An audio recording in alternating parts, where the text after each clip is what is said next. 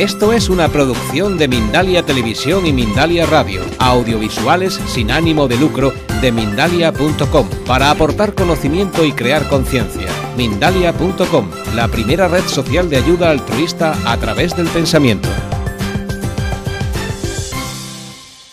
Y bueno, lo primero de todo quería contaros una pequeña historia personal.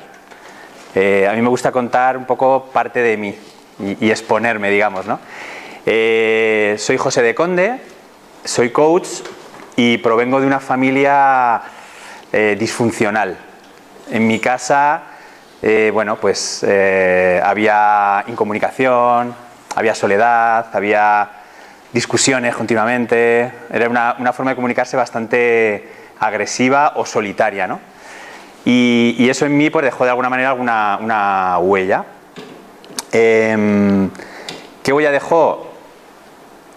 Una forma de querer encontrar el amor que no sentía en mi casa de otra manera. Para mí hubo una creencia limitante que consistía en: para que te acepten o para que te quieran tienes que ser una persona de éxito.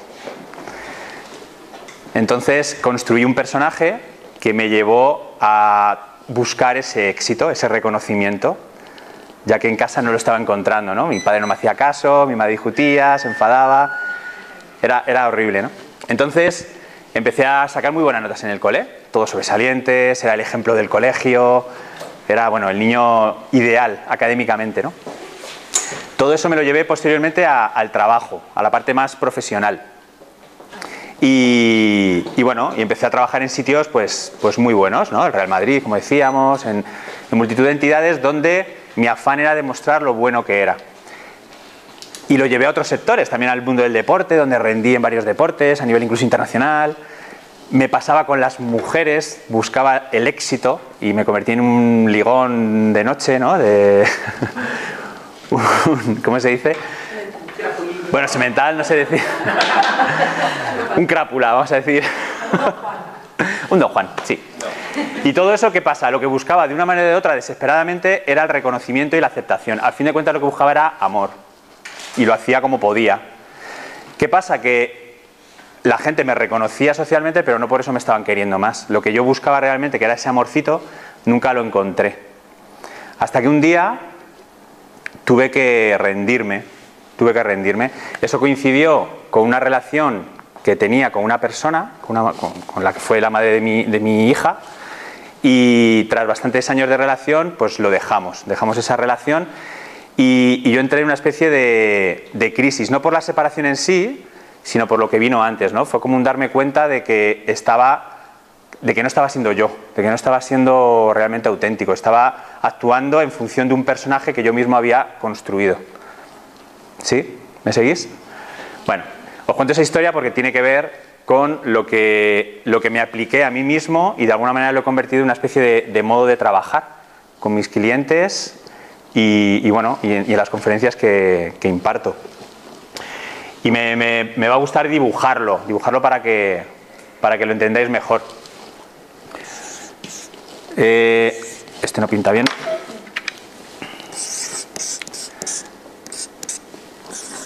Por decirlo así, bueno, esto lo puedo aplicar a cualquier relación, ¿vale? Estoy hablando ahora de una relación personal, pero lo podéis aplicar a vuestras relaciones de trabajo, a vuestras relaciones personales, a la relación que tenéis con el dinero, a las relaciones con amigos. Yo partía de una relación en la que estaba gobernada, o sea, nuestra vida, por eso pongo una corona. La relación estaba gobernada por un rey, que yo llamo Su Alteza Real el Miedo. Su Alteza Real el Miedo. La S de soledad, la A de abandono y la R de rechazo. Es una manera que he creado para que nos acordemos de cuando el miedo está gobernando nuestra vida. Cuando tenemos miedo a la soledad, ¿qué hacemos? Nos enganchamos a personas, porque no queremos estar solos. ¿Cuántos de vosotros a veces habéis sentido una relación en la que os sentíais apegados? Que no podíais dejarla aunque queríais, o si os dejaban os sentíais solos y no podíais con eso. ¿Os suena eso de estar apegados a alguien? Sí, ¿verdad? El tema del abandono y la pérdida, abandono-pérdida, tiene que ver también con las relaciones personales y con el trabajo, ¿no? ¿Cuántos de nosotros, y lo estábamos comentando antes, mantenemos o seguimos enganchados a un trabajo por miedo a la inestabilidad, a la inseguridad, quedarme sin dinero? Es miedo. No nos atrevemos a emprender en un nuevo proyecto o en este caso a ser coaches, ¿no? Tiene que ver con el miedo a la pérdida, ¿no? Y el rechazo, que tiene que ver con la necesidad de ser aceptados, ¿no? Muchas veces dejamos de ser nosotros mismos y de cumplir nuestros propios deseos para ocuparnos de los deseos de los demás. ¿Os suena eso también? ¿Cuántas veces nos olvidamos de nosotros mismos para ocuparnos de los demás y salvar a los demás? Al final, ¿qué es lo que buscamos? Que los demás nos acepten. Damos, pero con una condición: recibir. Y eso, de alguna manera, es un poco tóxico también, ¿no? Entonces, en las relaciones personales, al menos las que yo viví, me vi encerrado en un triángulo. Un triángulo de relación disfuncional, donde había tres personajes, o tres roles que yo jugaba. Yo jugaba por miedo. De alguna manera, el miedo, el rey, su Alteza Real, delegó ese gobierno a un personaje. Ese personaje es el que yo llamo ego. ¿Sí? ¿Me seguís hasta aquí? Bien. Ese ego tiene tres máscaras principales, o tres roles que juega: el perseguidor, el salvador y la víctima. Y a algunos os suena. El perseguidor, ¿qué hace? Tratar de controlar, tratar de imponer su opinión, tratar de criticarte y ver lo que no funciona en ti para hacerte sentir mal. ¿Sí? ¿A qué recurre? A la ira.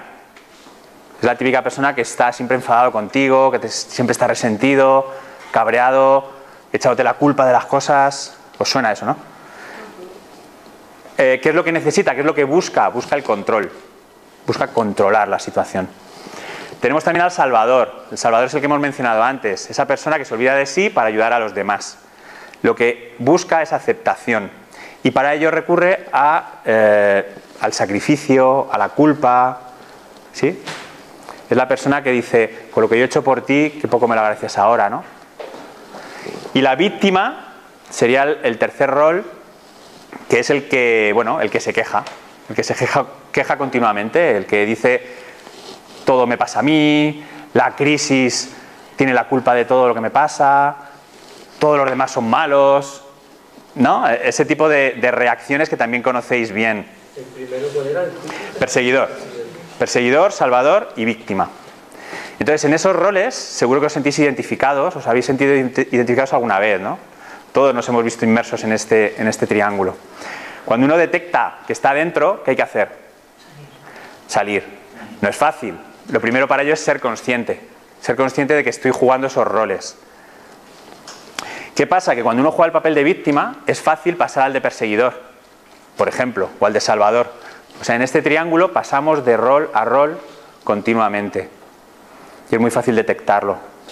La víctima primero se queja, pero esta víctima se puede convertir en un perseguidor, odiando a todo el mundo, porque como el mundo es injusto, yo le voy a odiar, ¿no? Entonces, lo que hemos dicho, lo que yo en su momento decidí hacer es salir de ahí. En un momento de crisis, vamos a decir, rompí con muchas cosas. De hecho, sigo en ese proceso de romper con muchas cosas. Dejé una relación de muchos años, me había olvidado de mí mismo y mi cuerpo engordó, fruto de no quererme a mí mismo. Y en esa crisis recuperé los 25 kilos que había ganado. O sea, de repente perdí 25 kilos. Dejé el trabajo en el que estaba, paralelamente me formé como coach. O sea, fue como un desprenderme de muchas cosas, ¿no? Perder cosas. Y eso me llevó a entrar de ese triángulo, entré en un desierto.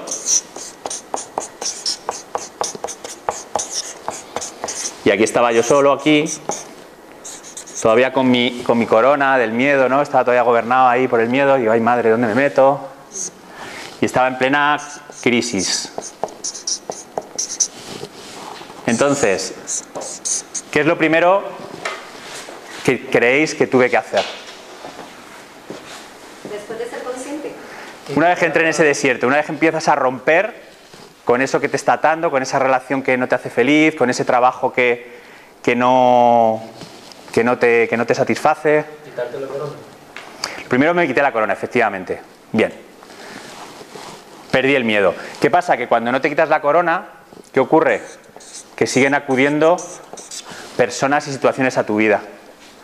Por ejemplo, dejas una relación de pareja con un hombre que te está maltratando, maltratando entre comillas, ¿vale? No hace falta que te está maltratando. Si no sanas eso, si no te das cuenta de el por qué estabas atrayendo a esa persona a tu vida, ¿qué va a ocurrir? Que sigues atrayendo. Es lo que hablábamos de la ley de la atracción, ¿no? Tiene este sentido. Vas a seguir atrayendo personas o situaciones a tu vida iguales o peores hasta que te des cuenta de qué está pasando. Si no te das cuenta, si no eres consciente del patrón que estás siguiendo, y tiene que ver con el triángulo, hasta que no te des cuenta de qué rol estás jugando tú en esa situación, la vida te va a seguir trayendo situaciones hasta que te des cuenta. Lo malo es que a veces no nos damos cuenta nunca. Pero bueno, para mí el primer paso tiene que ver con la honestidad. De nada sirve hacernos la víctima, no tiene sentido. La diferencia para mí entre el dolor y el sufrimiento, ¿sabéis qué es?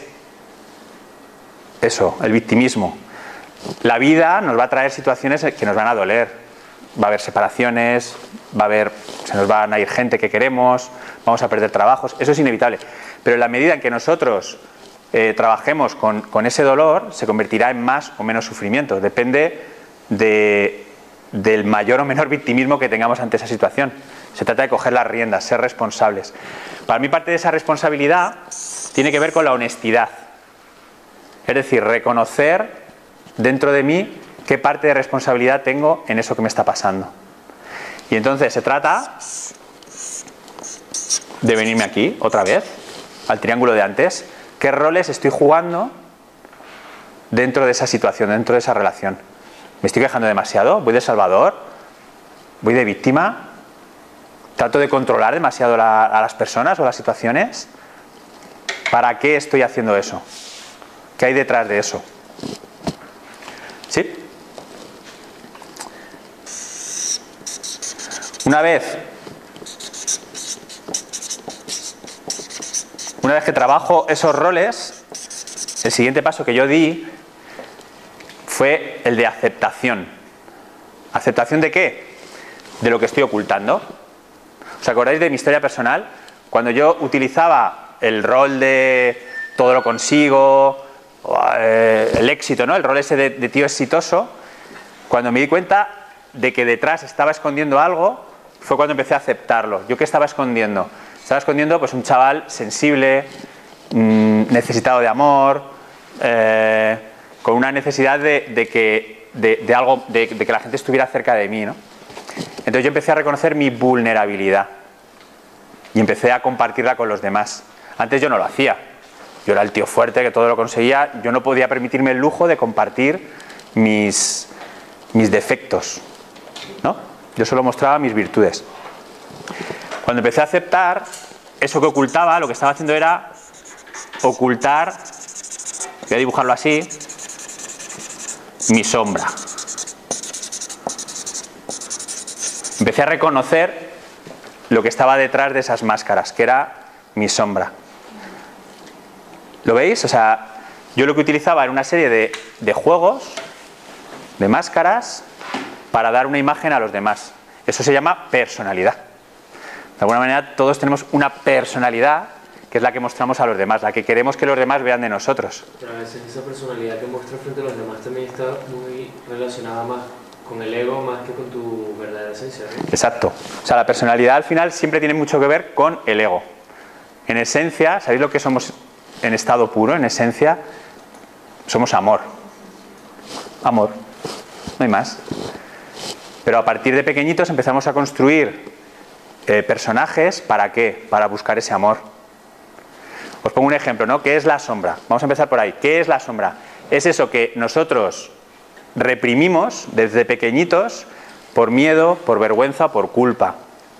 Por miedo a no ser aceptados, porque nos sentimos culpables, nos da vergüenza mostrar eso que tenemos dentro. Un ejemplo sería cuando tu padre de pequeñito te decía: no grites porque eso está mal, no puedes gritar ante los demás, ¿no? La ira siempre ha estado como prohibida, ¿no? ¿Qué es lo que hacemos? Ocultamos esa ira dentro de nosotros. ¿Qué ponemos en su lugar? Pues quizás la figura del niño bueno.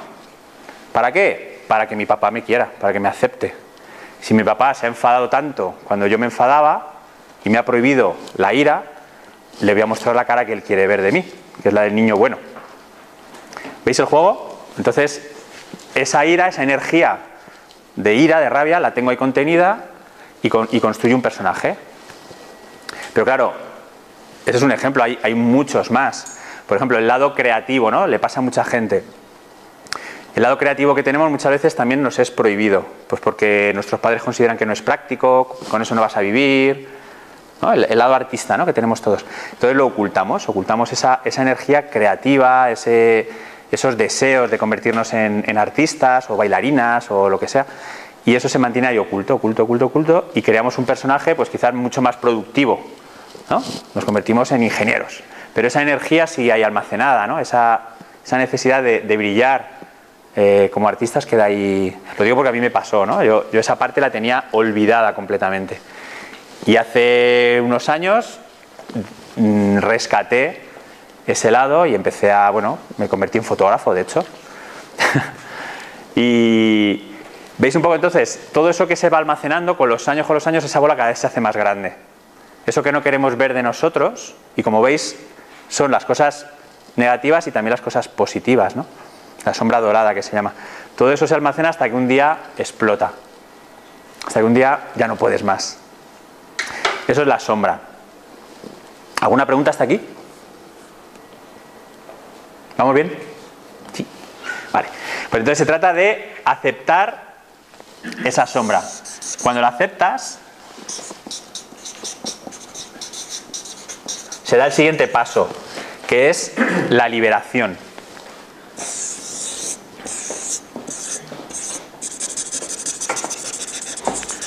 ¿Qué quiere decir esa liberación? Y aquí viene la parte interesante de todo esto. Estamos acostumbrados a ver las cosas como buenas o malas, ¿no? O te comportas bien o te comportas mal. Lo que no hemos aceptado es que dentro de nosotros está la parte, el bien, y está el mal. O sea, somos uno. Y que nos hemos acostumbrado a que esa parte negativa la hemos rechazado. ¿Qué estamos haciendo? Estamos rechazando la mitad de nuestro ser. Estamos rechazando mucho de lo que somos. En la medida en que nosotros abracemos esa sombra, la aceptemos como parte de nosotros, nos convertiremos en seres más íntegros. Por ejemplo, yo ahora tengo una niña tiene 6 años, mi hija, ¿no? Y yo estoy muy acostumbrado a los padres que fuerzan, pero fuerzan hasta pegarles, a ser generosos. Tienes que compartir, pero dale chuches.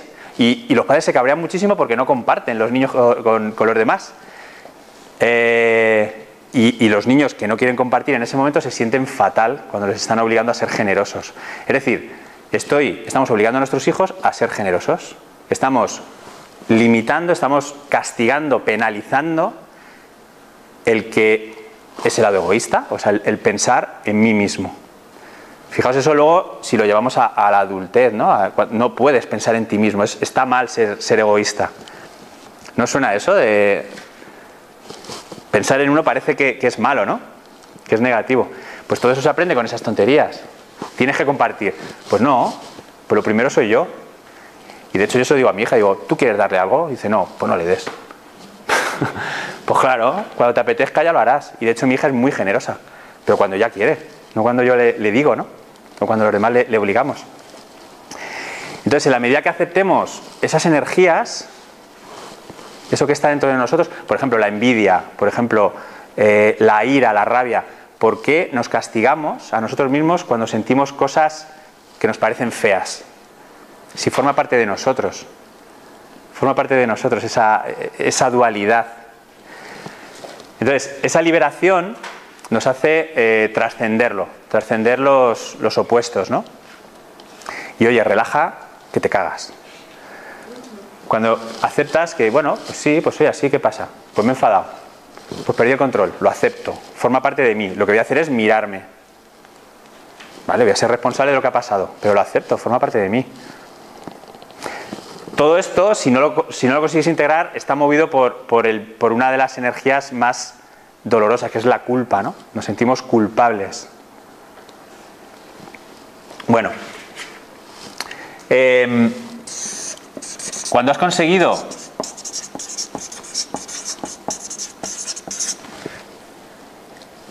de alguna manera trascender o iniciar ese camino de integración de esas dos fuerzas, entras en un proceso de desapego. Empiezas a soltar. Aquí viene otra parte que me encanta, ¿no? Tratamos de controlar demasiado la vida. Nos creemos que somos dueños de nuestra vida. Y nos han dicho que somos los principales constructores de nuestra vida. Y yo no opino lo mismo. Yo opino que la vida tiene un plan. No es un destino, no es que tú vas a ser esto y sí o sí. Simplemente la vida te está trayendo cosas a tu vida para que tú crezcas, para que tú aprendas. Pero tenemos la manía de ir contra la vida. No, yo quiero ir por aquí, yo quiero ir por aquí, yo quiero ir por aquí. Vale, pero aprende esto y ya irás para allá. No sé si me seguís. Se trata de dejar que la vida me traiga lo que me tiene que traer. Es imposible controlar mi propia vida. ¿No os ha pasado? Que queremos, es que yo quiero hacer esto y por narices tengo que hacer esto. Pues se trata de luchar, entonces luchamos y la vida no es lucha, la vida es sencilla. Entonces en este momento se trata de vivir el aquí y el ahora, de estar presente. No sé si meditáis, pero meditar es uno de mis grandes descubrimientos, ¿no? Sentarte y conectarte con el ser, de alguna manera no hacer nada, morir en ese instante. Y en ese momento empiezas a conectar con paz, con una serenidad, y de repente empiezan a venirte respuestas, te empiezan a venir claves que ni siquiera tú habías pensado. Yo, por ejemplo, estoy escribiendo un libro, ¿no? De todo esto. Y me acuerdo de un retiro de 10 días, sentado 8 horas al día. Bastante caña. Bueno, pues cuando terminé el retiro, en una de las meditaciones me vino el esquema del libro. No sé, de repente no podía parar el pensamiento y me vino algo, o no sé, algo me dijo lo que tenía que escribir. Y ese es el guión del que será mi libro, ¿no? Os pongo un ejemplo, ¿no? Es muy práctico. Un ejemplo práctico. Cuando tratas de relajarte y no forzar las cosas pasan. Y este punto es muy bonito. Vivir el aquí y el ahora. No luchar. ¿Os habéis dado cuenta de que los árboles no tratan de ser de otra manera? Simplemente son. La naturaleza es lo que es y ya está. ¿Por qué los hombres, las personas, tratamos de ser lo que no somos? ¿Por qué continuamente? ¿Sabéis por qué? Porque estamos actuando desde el miedo. Seguimos con la corona puesta. Es el ego el que nos está dirigiendo. Y buscamos progresar en un trabajo por miedo a que no nos reconozcan, por miedo a perder el reconocimiento social o la estabilidad económica, o que nuestra pareja no nos admire como cuando nos conocimos. Y así, ¿no? Seguimos enganchados a una pareja por el qué dirán, porque no quiero estar solo. Y claro, lo llamamos crecimiento, ¿no? Lo llamamos, tengo que evolucionar, tengo que cada vez ser mejor. Nos han dicho que tenemos que ser cada vez mejores. Y yo lo que creo es que lo que tenemos que hacer es ser, ya está. No tenemos que ser mejores. ¿Os dais cuenta de que cuando queremos ser mejores estamos considerando que somos peores? No, es que tengo que ser mejor. Es porque entonces eres malo, no eres feliz, no eres bueno ahora mismo, no eres merecedor de la abundancia. Tiene que ver con lo que le estamos pidiendo al universo, ¿no? Cuando tú estás proyectando en la vida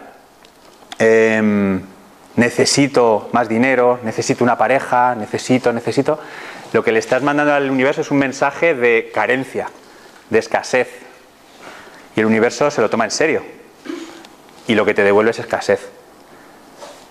En cambio, cuando tú realmente crees que la vida es perfecta, porque es así, la vida es perfecta, entonces el universo te va a traer eso que mereces, no lo que necesitas, sino lo que mereces en tu vida.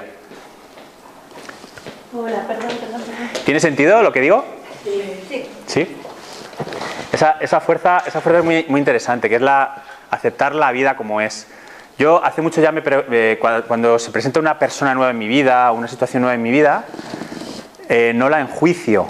Lo que hago es decir, vale, ¿para qué está esta persona delante de mí? ¿O para qué me está pasando esto? Incluso mis peores momentos. Mis peores momentos. Y de hecho voy descubriendo patrones que se repiten en las personas que aparecen en mi vida, o de repente me quedo sin trabajo, o no llego a fin de mes y digo, bueno, ¿qué me está diciendo la vida de todo esto, no? Y no entrar en la queja. Os sugiero, de hecho, un ejercicio que es, durante un día, intentar no quejaros ni una vez. A ver qué pasa. Otra cosa que hago yo en ese sentido, para generar esa energía positiva hacia el universo, es agradecer todos los días, ¿no? Agradecer todos los días lo que la vida me ha traído. Agradecer a la vida es una buena cosa, porque lo que al final la vida está entendiendo que estás abierto a la abundancia. Entonces la vida te va a traer más abundancia. Bueno, el desapego, un tema muy, muy potente. Aquí lo que hago, y no lo había puesto, a ver si me sale. Bueno, es una hoja. Bueno, una hoja seca. Una hoja seca. Cuando te desapegas, estás soltando. Y yo utilizo la metáfora de las hojas, ¿no? Los árboles, cuando llega esta etapa, lo que hacen es desprenderse de las hojas que ya no le valen, ¿no? ¿Para qué lo hacen? Para que la tierra se retroalimente y que eso vuelva a generar vida de nuevo, ¿no? Cuando llega la primavera. Es un proceso natural. Y yo me pregunto, ¿cuántas hojas secas no habéis dejado caer todavía de vuestros árboles? ¿Cuántas cosas ya no os valen en forma de creencias, en forma de experiencias, de relaciones, de trabajos? Seguimos apegados a algo por miedo, ¿no? Bueno, pues se trata de soltar hojas secas. Y no pasa nada, el árbol se queda desnudito. Yo me he quedado desnudito, como os he dicho, ¿no? Sin trabajo, no llegué a tener dinero, sin pareja, una familia rota, con 100 kilos de peso. Entonces todo era como... Pero bueno, ese árbol necesitaba estar desnudo para empezar a florecer. Y es en el camino el que yo siento que me encuentro, ¿no? Con lo cual, cualquier crisis que yo viva, empiezo a agradecerlas, porque es lo que la vida quiere para mí. Cuando te has desprendido de las hojas, entonces, entras... Ahí no me va a caber bien. En coherencia. Famosa palabra. Coherencia. Coherencia. Ahora os digo dónde lleva esto. ¿La coherencia qué es? Pues alinear lo que pienso, lo que siento, lo que digo, lo que hago en una misma dirección. Claro, no puede ser que muestre una cara y esté ocultando en la sombra otra, ¿no? Eso es una incoherencia total. Todos somos incoherentes, porque todos tenemos una parte que no hemos reconocido de nosotros mismos. Además, es inconsciente. Es inconsciente. ¿Sabéis lo que hacemos?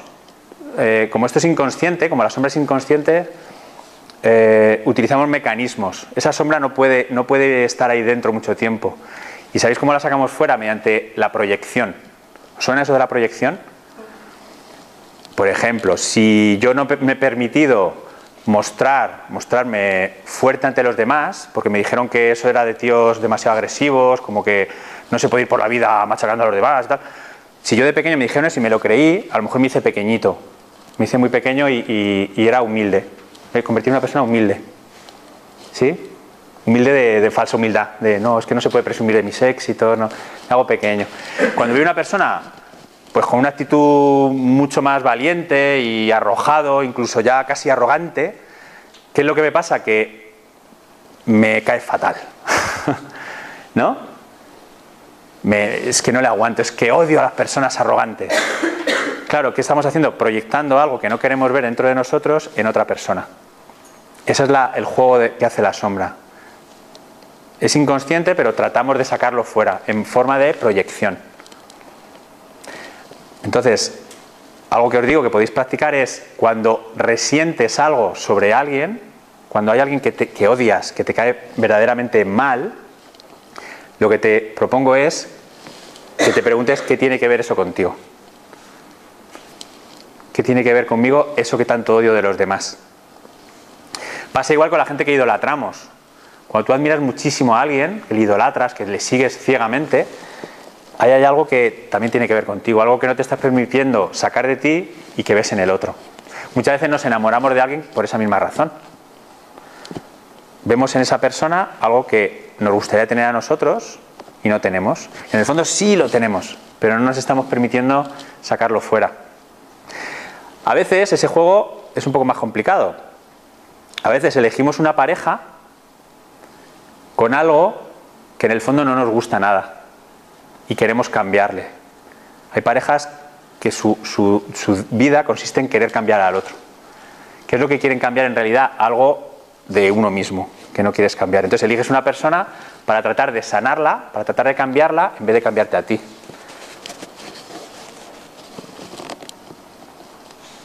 ¿Qué os parece? Suena, ¿no? Suena. Todos lo sabemos, lo que pasa que, bueno, a veces no reflexionamos sobre todo esto, ¿no? Bueno, y a mí, aquí, en este camino en el desierto, seguimos en el desierto, pero claro, si hemos entrado en coherencia, llegamos a un punto, a un momento, pues muy bonito. ¿Dónde creéis que llegamos dentro del desierto? Amor a ti mismo. Sí, por ahí va la cosa. A un oasis, eso es. Yo tengo que aprender a dibujar, os digo, ya os he dicho que lo mío no era dibujar, sino la fotografía. Bueno, este es un oasis. Madre mía. Y en ese oasis, ¿qué es lo que encontramos? Agua. Encontramos agua. Encontramos agua pura. Agua pura y agua llena de amor. Empezamos a perder, en todo este camino empezamos a perder el miedo. El miedo empieza a desaparecer. Ese oasis está formado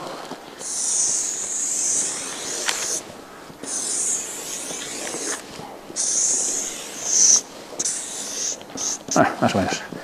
Está formado por estos tres, por este diagrama, digamos, ¿no?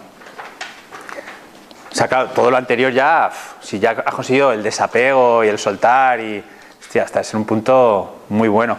Estás limpio para ver otras cosas. Estás limpio para ver lo que amo.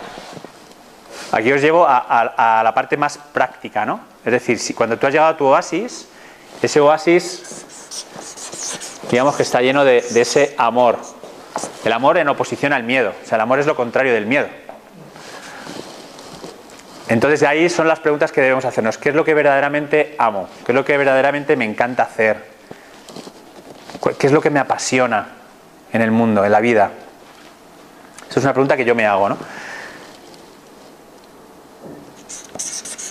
Otra pregunta a hacerse tiene que ver con los talentos. ¿Qué se me da bien? ¿Cuáles son mis habilidades, mis capacidades? Y el tercer círculo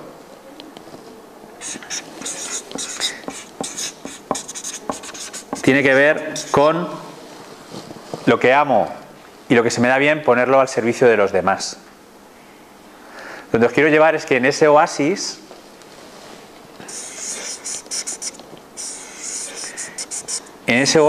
debes conectar con tu esencia, con tu verdadero ser. Para mí el propósito en la vida tiene que ver con conectar con lo mejor de ti y ponerlo al servicio de los demás. Creo que para eso hemos venido. No sé si estoy de acuerdo. Sí, sí. Bien. Bueno, yo he puesto ese punto G, que hoy precisamente escribía un post en mi blog, y lo llamaba así, ¿no? El punto G en el desarrollo personal, una broma mía. Para mí en este punto es el punto G de genuino. Punto G de genuino. Cuando realmente has hecho todo este proceso que os digo, llegas a Para mí es como el estado máximo, es la autenticidad. O sea, es convertirte en alguien genuino. Ese es el camino que yo he querido emprender. Y genuino es una palabra que me encanta, es muy bonita. Viene del latín genuinus, y genuinus, cuando lo investigué, era la voz que el padre decía en la Roma antigua para reconocer a su hijo legítimo. Es decir, genuinus implica reconocer a tu hijo legítimo, reconocerte a ti, reconocer todo tu ser. Por eso tiene sentido todo lo que os he dicho antes. Si no pasas por el ego, si no pasas por la sombra, si no reconoces todo eso que hay dentro de ti, no puedes llegar a ser auténtico, no puedes llegar a ser genuino. Estarás olvidándote de una parte de ti olvidada. Yo creo que pero el proceso sigue. Sí, sí, sí. Por favor. No, yo lo que digo, que yo lo que siento es que es un proceso continuo. No es que comienzas y terminas cuando ya llegas a tu autenticidad, porque luego te vuelves a encontrar con otra gente que te vuelve a enseñar otras cosas de tu sombra, otra vez vuelves al proceso de Sí, mira, el punto, esto lo divido yo en pasos, ¿no? Bueno, sería mejor, parto del paso 1, crisis, paso 2, honestidad, paso 3, aceptación, paso 4, liberación, paso 5, desapego, paso 6, coherencia. Me he dejado algo, ¿no?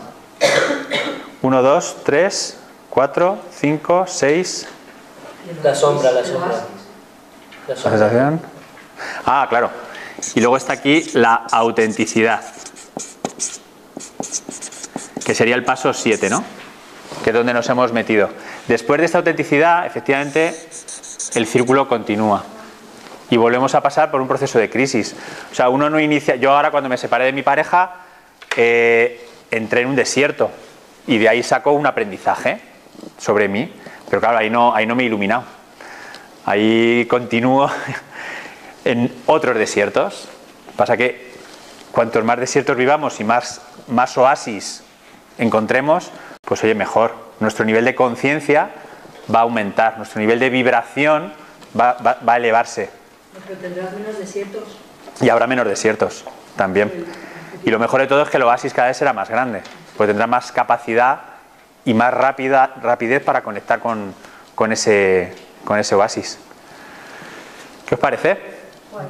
¿Sí? Sí, justamente, o sea, lo que iba a decir es que, desde mi punto de vista, o sea, al final, o sea, tú partes de que tu sombra es algo que, o sea, de que es algo que tú has olvidado quién verdaderamente eres, ¿no? Lo que es verdaderamente tu esencia. Y justamente todos los procesos de crisis que tenemos, etcétera, son justamente para redescubrir esa parte de ti que ha justamente... Sí, exacto.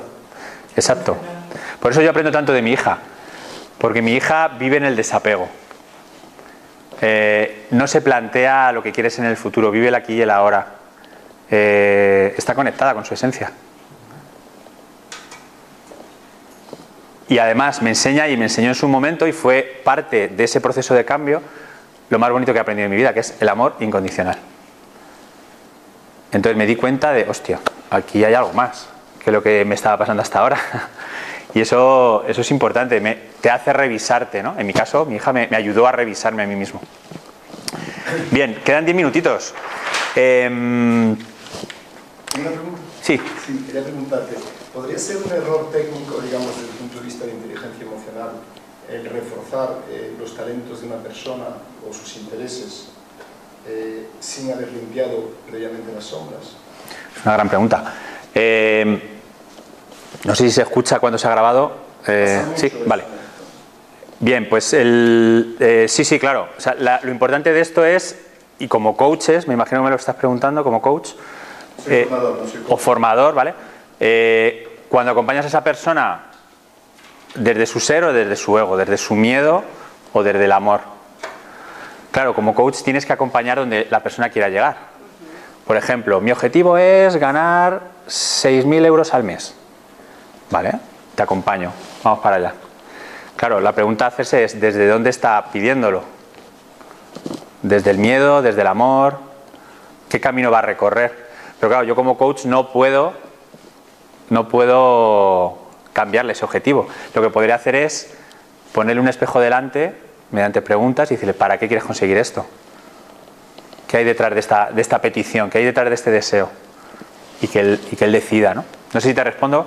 Sí, bueno, o sea, quieres saber si realmente, si parte desde un problema, ¿no? Si parte desde una sombra, Claro. su intuición, su deseo. Claro, lo bueno es que en el proceso de coaching, en este caso, él irá descubriendo lo que se esconde detrás, ¿no? La parte esa de la sombra y qué rol está jugando desde su ego, ¿no? Bueno, ya sabéis, en el coaching tampoco puedes enjuiciar, no puedes decidir por tu cliente, ¿no? El camino que debe seguir o como formador creo que igual, ¿no? Pero bueno, mediante preguntas, y ya ahí está tu capacidad de coach para hacerle ver realmente para qué quiere conseguir eso, ¿no?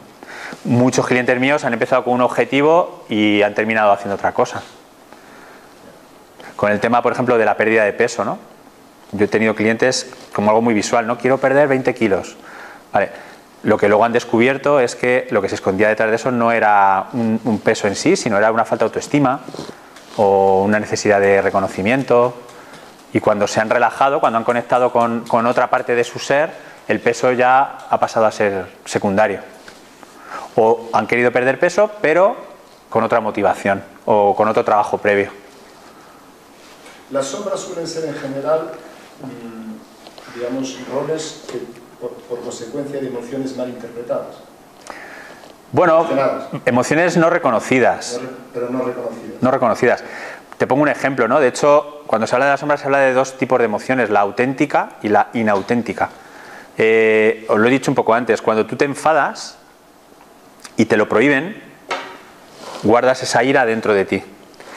¿Qué es lo que ocurre? Que tu nuevo personaje tiene nuevas emociones y a lo mejor ese nuevo personaje, de niña buena, como he dicho antes, lo que tiene es una emoción asociada de tristeza. Y esa persona realmente puede instalarse en la tristeza hasta llegar a una depresión. Y de repente, con los años, dice, joder, este chico, pobrecito, qué triste, tiene depresión. Y lo que tiene realmente es la emoción a tratar, no es la tristeza. La emoción a tratar es la gestión de su ira oculta. Un poco eso, ¿no? O sea, entonces, conectar con qué emoción está asociada al rol que estoy jugando es importante. También, como has dicho antes, hay muchos patrones adquiridos que son totalmente inconscientes. Entonces, creo que es muy bueno traer todo eso a tu parte consciente para poder trabajar tu sombra. Sí, exacto. Si no hay conciencia, pues no puedes ni los patrones ni nada de lo que estamos hablando. Exacto. Esa es la llave. Eso es la llave. Además, la metáfora de la llave me gusta, ¿no? Ya he hablado de ella muchas veces. Y hago la pregunta esta, ¿no? Si a vosotros se os cae la llave saliendo, por ejemplo, volvéis de marcha, ¿no? Volvéis a casa y cuando abrís la puerta se os cae, ¿no? Se os cae la llave. ¿Qué es lo que tendemos a hacer? Buscamos donde hay luz, ¿no? Cuando se te cae algo al suelo, ¿dónde buscar? Donde hay luz. Y luego, si no lo encuentro donde hay luz, ya miraré a ver dónde está oscuro. La metáfora es, vamos a mirar donde se esconde, en la oscuridad. Estamos acostumbrados a mirar donde hay luz, pero no donde hay oscuridad. Vamos a mirar en ese lado oculto, en esa sombra, porque ahí es donde está la llave. Sí. En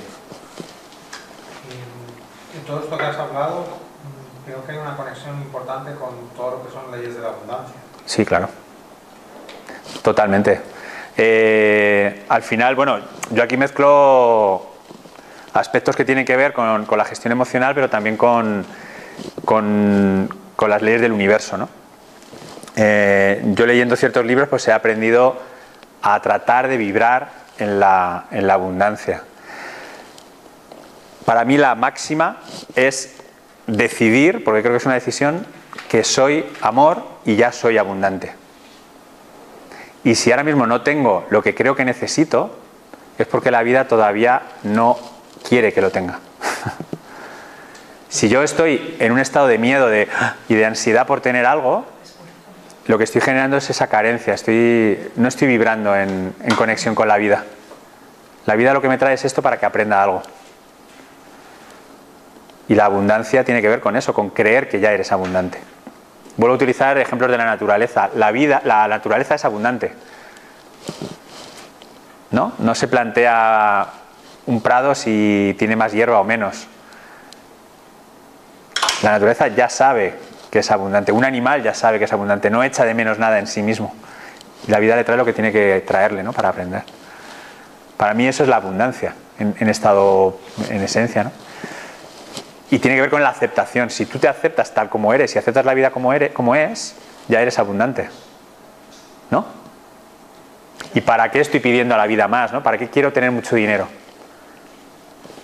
¿Para qué? Si el objetivo es por el miedo, o sea, si lo hago por miedo, seguramente el universo no me va a escuchar como yo quiero. O me lo va a dar, pero me traerá un problema asociado que tendré que gestionar. Bueno, josedeconde.com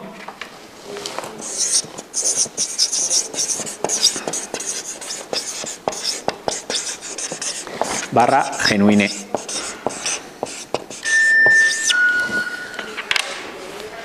Bien. ¿Alguna cosita más? Sí. Tengo una pregunta. Cuando das con personas que son menos claras por dentro, ¿no? En su forma de razonar, no encuentran a lo mejor respuestas tan fácilmente.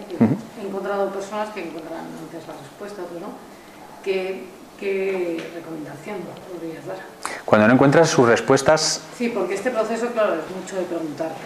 Pero hay gente que es más clara que otros, ¿no? Hay gente que tarda más porque no tiene tan claro, se lía en su propio pensamiento. No sé si te has entrado. Sí. Bueno, a mí yo hay algo que sí que tengo claro, y es que cada uno tiene su ritmo. Yo puedo hacer una pregunta y esa persona quedarse como sin respuesta. Muchos de mis clientes, aunque no respondan, yo sé que algo se está removiendo por dentro. Y lo que hago es dejar que cada uno tenga su ritmo de aprendizaje. Yo no puedo, por muy claro que yo tenga esto, yo no puedo meterte eso en tu cabeza y que tú te des cuenta de cosas, ¿no? Cada uno tendrá su ritmo para aprender lo que tenga que aprender. En un proceso de coaching, yo no soy el responsable de lo que la otra persona avance en su proceso. De hecho, como coach no me siento ni mejor ni peor por el hecho de reflejarle o hacerle preguntas. Mi cliente tendrá su momento. A lo mejor en mi proceso de coaching no, pero lo que yo le dije ahí o lo que él dijo le sirve dentro de 6 meses. Entonces el ritmo de una persona no me preocupa nada.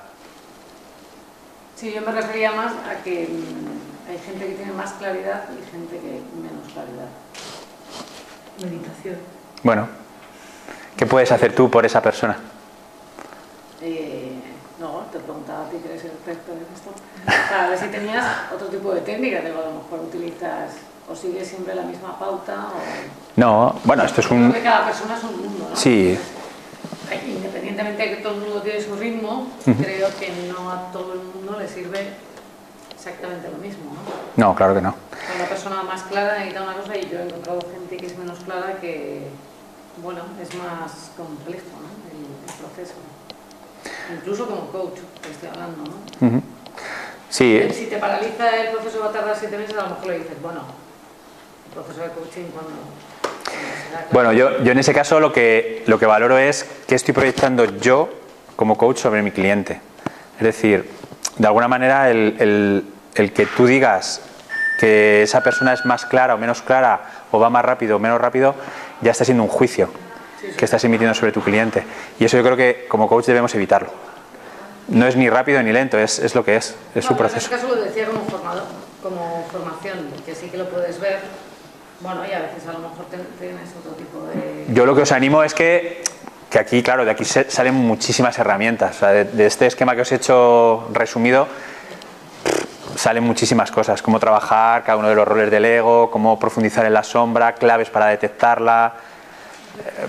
De aquí, bueno, sale un libro que será todavía el año que viene. El año que viene. ¿Título del libro? ¿Tienes título?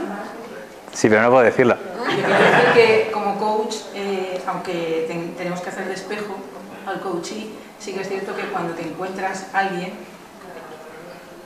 proyectamos, que te vas a encontrar el coachee que te va a enseñar eso que reflejas, me refiero que tu sombra, tu ego va a estar ahí. Sí, en la medida que tú estés conectado con tu oasis, pues serás un reflejo más limpio, ¿no?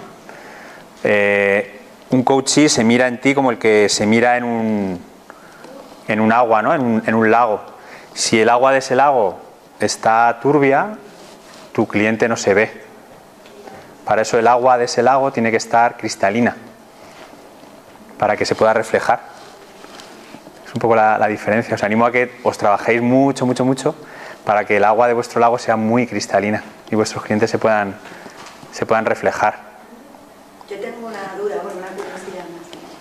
Yo no soy coach ni nada de eso, pero todo lo que hablas no tiene algo que ver con despertar de la conciencia, todo eso. Tiene que ver todo. ¿Un coach pues, puede hacer esto sin el haber despertado previamente? Para mí no se puede. De todas formas, hay algo que es muy bonito y muy interesante, y es que el sanador se sana a sí mismo sanando.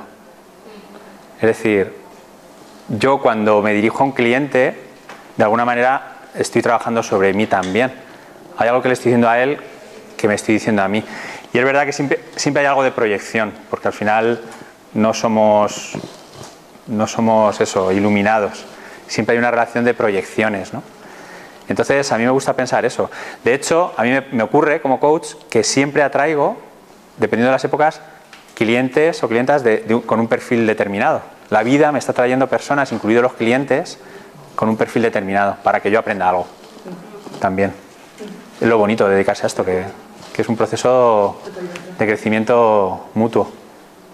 En ese círculo que hablabas del desierto con los 7 pasos, estos, Sí. ¿está el perdón está integrado en algún momento? Fíjate, acabar de hablar de un tema que me interesa un montón. Sí, claro. De hecho, el principal perdón es hacia ti mismo. Cuando tú sientes la necesidad de perdonar a alguien, a quien dentro de ti, a quien estás perdonando, es a ti. ¿Te das cuenta? Si tú odias algo en alguien, aplicando el tema de la proyección y la sombra, es algo que estás rechazando de ti. Entonces el perdón no lo merece el otro, sino que lo mereces tú. ¿Es que está en liberación? ¿No sé? ¿Está en...? Bueno, sí, estaría por aquí. Sí. Aceptación, liberación. Es el trabajo de la sombra. Es el trabajo de la sombra. Y el desapego también tiene que ver, ¿no? El desapego, yo creo que, o sea, desde mi punto de vista y parte de mi experiencia, también viene con el perdón también. Sí. A ver, esto es un proceso completo de perdón. Antes os he dicho la culpa. La culpa es, junto al miedo, son como las dos fuerzas que nos llevan hacia atrás, ¿no? Que nos impulsan a una vida de destrucción. En la medida que tú te estás perdonando, estás eliminando la culpa. Es que el perdón tiene un peso importantísimo en todo esto. José, no sé si tendrás algún libro sobre el tema del ego que conozcas. Pues, bueno, hay varios. Si queréis, os propongo que me podéis escribir, vale, y os paso toda la información que queráis sobre estos temas, que yo conozca, os lo puedo pasar. ¿Os he dejado el mail? No. Pues, bueno, aquí ya me localizáis, pero el mail es fácil, josedeconde@josedeconde.com.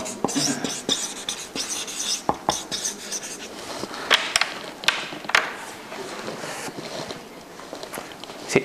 ¿Dónde quedarían los objetivos y las metas? Porque parece que hablas como de la no acción, ¿no? De alguna forma. Bueno, yo practico Zen y hablamos de no acción. ¿Dónde quedaría una persona que busca este tipo de objetivo, donde recibe del universo, dónde se quedarían sus objetivos para buscar logros y metas? ¿Sería el llegar a ese oasis o sería también más todavía? Mira, Eckhart Tolle, el que escribió El poder de la hora, él hablaba de dos propósitos, el propósito primario y el secundario. El secundario tiene que ver con tu propósito hacia el futuro, con qué quiero ser, cuál es mi misión, ¿no? Y el propósito primario era el vivir el aquí y el ahora. Entonces, no lo voy a contradecir, y él habla de esos dos propósitos que conviven. No es solo el aquí y el ahora, sino que luego hay un propósito, ¿no? Hacia dónde quiero ir. Para mí también los objetivos, cuando yo en un proceso se plantea un objetivo, para mí ese objetivo lo que significa es un acercamiento a su verdadero ser. yo no le voy a decir, yo le voy a acompañar en ese objetivo, pero yo sé que alcanzar ese objetivo le está acercando a su oasis, le está acercando a un proceso de autoconocimiento, de descubrir, de liberarse de aceptación, o así lo hago yo en mis procesos de coaching, claro. ¿Algo más? Bueno, pues muchísimas gracias. Hasta aquí hemos llegado.